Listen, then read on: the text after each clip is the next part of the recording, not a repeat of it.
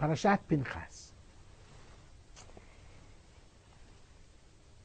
Pinchas is one of the great personalities of the Bible who is open to different opinions.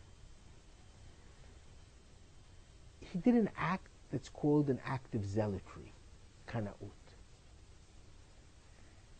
Zimri ben Salu, prince of the tribe of Shimon, is openly fornicating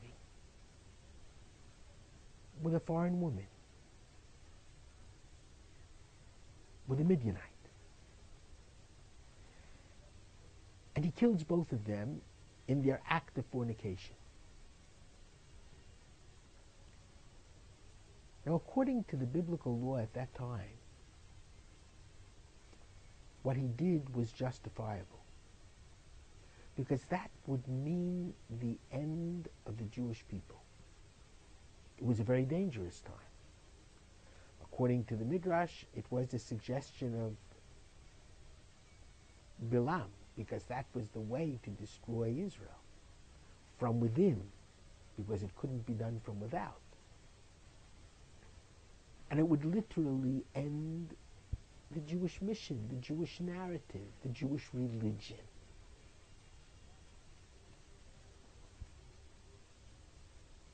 And so they were really worthy of being killed. But he did it without due process. He did it, it would seem, in an act of zealotry. And there are rabbis who praised him for it, and there were rabbis who condemned him for it. And I would say the voice of condemnation is stronger than the voice of praise, and God even gives him the covenant of peace, because he had to learn the importance of peace. When one acts without due process, the result is never peace.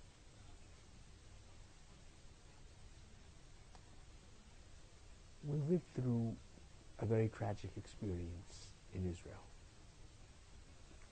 Or to put it even more strongly, a number of tragic experiences in Israel during these past weeks.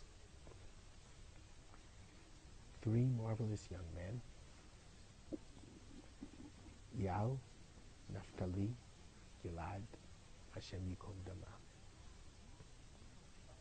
were mercilessly killed by terrorist Arabs.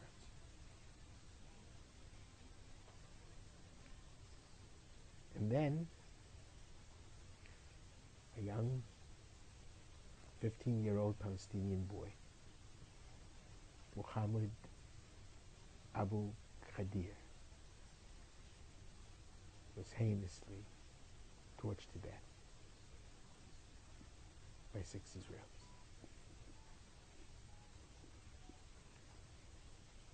There are those who compare the Israelis to Pinchas. Pinchas was a Kanai, a zealot, and they were zealots. But it is absolutely wrong to compare the two acts and the two groups of people. There is no comparison whatsoever, because Pinchas was correct in terms of the punishment he meted out at that time, in that period, in that age. He was incorrect as to how he did it without due process. What these 6 Israelis did was an act of rishut. They weren't zealots. They were evil. They took an innocent human being who happened to have been a Palestinian, and they murdered him for being a Palestinian. And that's murder. That's not zealotry. The moment that we murder another people just because they're any race or any religion, then they have won over us. Because for thousands of years, people have killed Jews simply because we were Jews. And that's evil when it's done to us, and it's just as evil when it's done by us.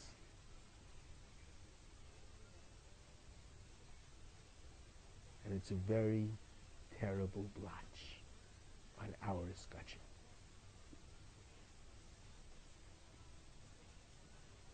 One for which all of us, I believe, have to do tshuva collectively.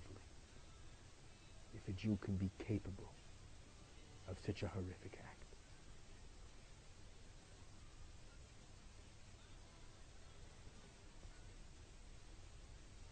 We have to somehow emerge from this period better people. We have to understand with every fiber of our being that Amalekiyut is not a matter of race, but it's a matter of ideology. We condemn extremist Arabs who believe in jihad and murdering Jews because they're Jews. We don't believe in any racial slur against any specific people or any specific religion.